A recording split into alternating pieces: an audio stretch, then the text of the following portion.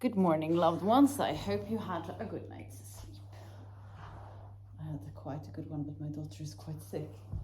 As I told my patrons, she has a fever quite high, And she normally got that when she got her teeth, but she has all her teeth now, so I don't know what it is. However, I am very, very grateful that there is paracetamol and ibuprofen, and that I have 3 doctors in my closest circle of family and friends. So I have a lot of people to ask, for advice if I'm worried, and I know I can also get really, quick help if needed. But mainly, it's no problem. But I've been watching, TV series and stuff, and about 100 years ago, when children, got like an infection with fever, they could die. It was like so common that children were dying. And now that is the biggest tragedy in the world. And I don't know how I would survive if any of our children would go that way, When I was younger, I was babysitting for summers. It wasn't that long with some boys, and one of them died when he was 10 in this really silly, I don't actually know the word in English, but there were like 50 cases in Sweden, and he was one of them, and it's such a tragedy. I don't understand. Unfortunately, I've lost contact with the family, and I think I might have done that because I couldn't stand it, the pain of that. Yeah. He was like 10 or something when it happened. So sad. And you don't think that's gonna happen nowadays, There's also some people on the street here that lost their child in the tsunami back in 2003 or something like that. But yeah, I don't even want to think about it. I don't know if I could survive. So I'm praying that everything will go well with our kids and everyone that we love, and obviously like all the kids in the world, but I know that's not going to happen. But I'm praying for that, and I think that for me, I believe in high power, and I believe that there's a reason for the things that happens in the world, but I find it really hard to believe in that when things like that happen. Yeah, I'm feeling very, very grateful that we mainly have, healthy people in our family. I'm really grateful that I'm also going to start working soon. I'm really looking forward to that. I'm looking forward to get, a little bit of a distance, because a distance always gives me like an amazing perspective.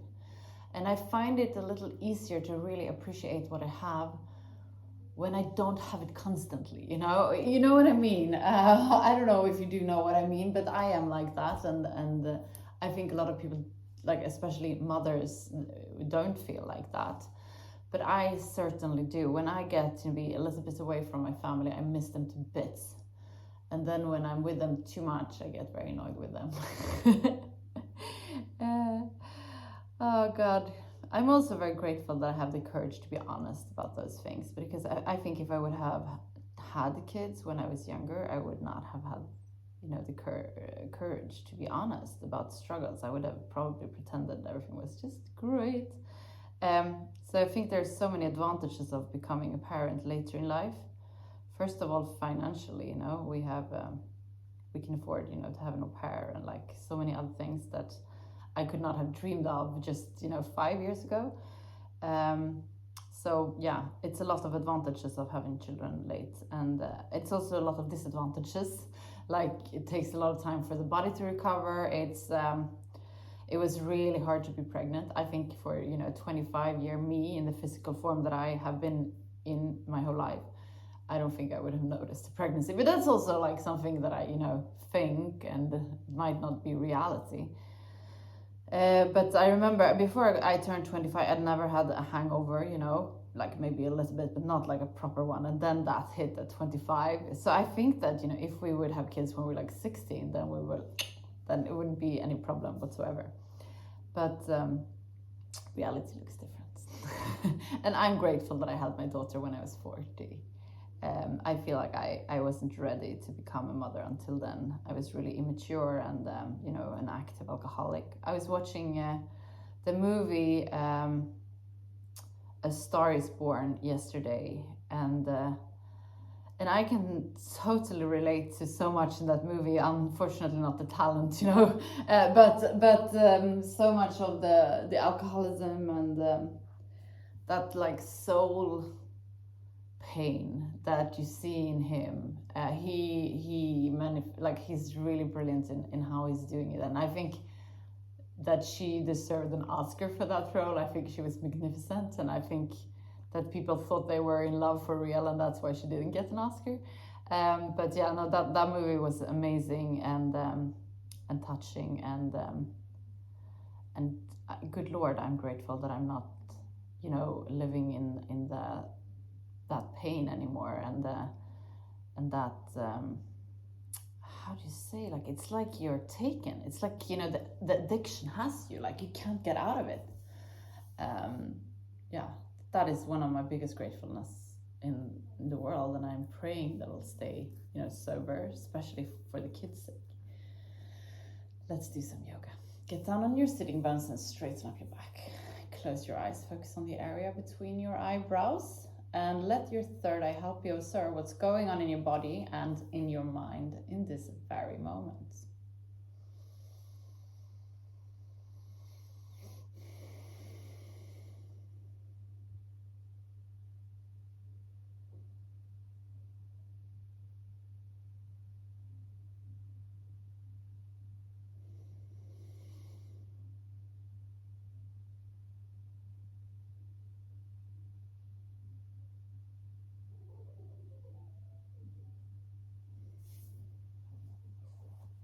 We're gonna do the breath of fire.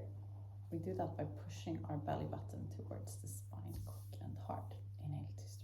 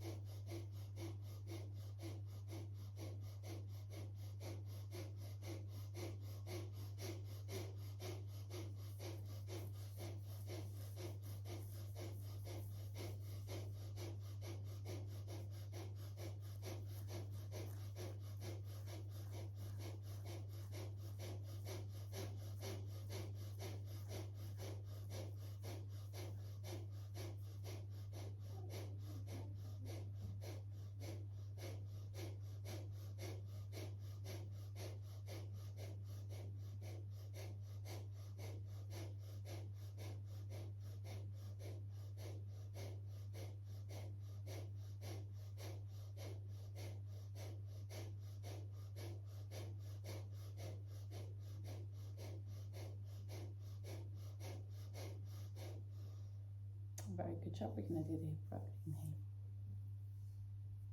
Exhale back.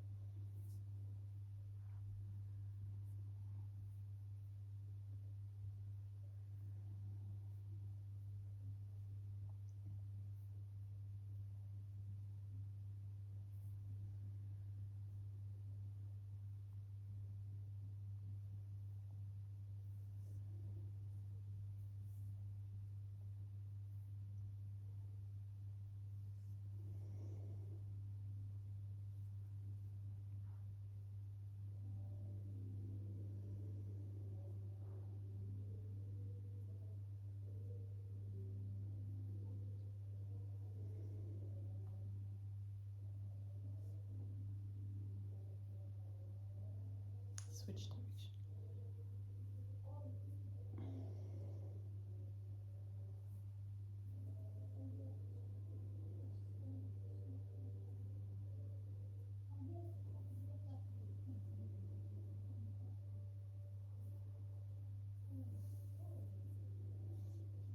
Beautiful. Come down on your back. You come up with your legs and hug your knees. This is really good for your lower back. We're gonna come to the happy baby pose. So grab hold of your big toes and come up with your legs. You could go a little bit from side to side if you wish.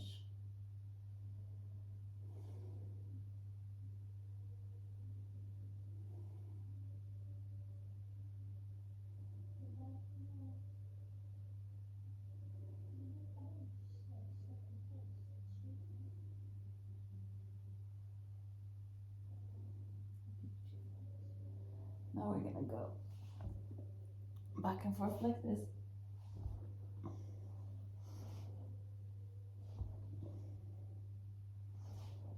And see if you can come and find a balance and straighten out your legs.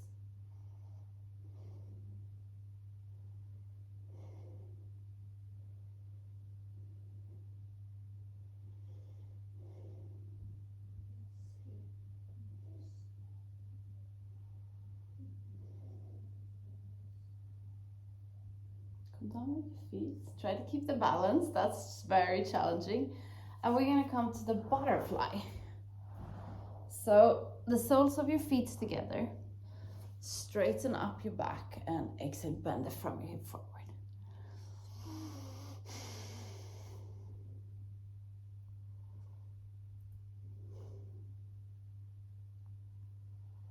Today I'm gonna be a soccer mom. I'm gonna join her and drive my youngest bonus son to his soccer games. Normally I don't do that, it's my husband, but he's also sick.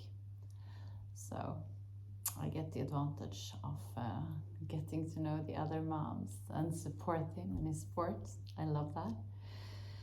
I hear my friends, that has older kids, that's like the only thing they do during the weekends in Hilkama. It's like driving, the kids to different competitions and sport activities, and I feel like I know what I have coming.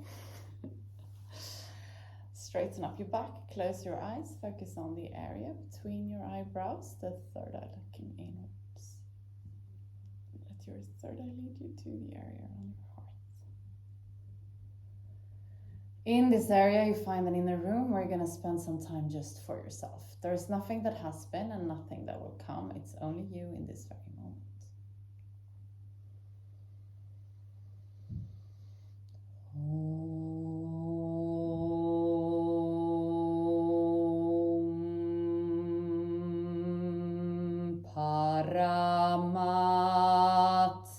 Paramatmane namaha.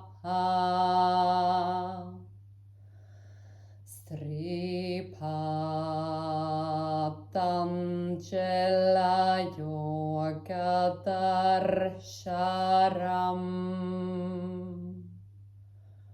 Atasamadipadaha Hatha Yoga Nushasanam Yoga Chitta Vritti Nirodha Tata Drashtu Sarube Vashtanam Vritti Sarubhya Mittanastra Vrittaya Panjataya Klishta Klishta. Slowly come back to the room where you are. We're gonna finish this class together with 3 Shanti. Place your palms together in front of your heart and inhale to start. Shanti,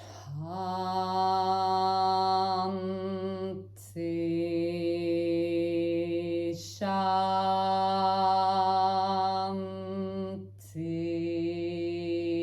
Shanti.